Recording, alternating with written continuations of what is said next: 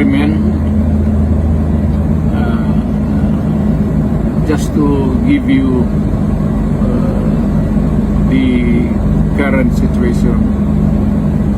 I am about to land sa Hague. Galing ako Dubai.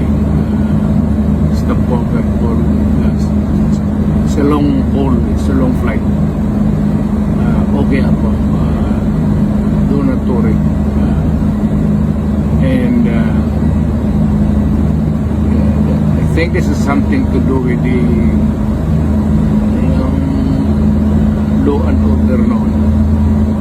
At sinasabi ko naman sa mga pulis at military na trabaho kayo at ako ang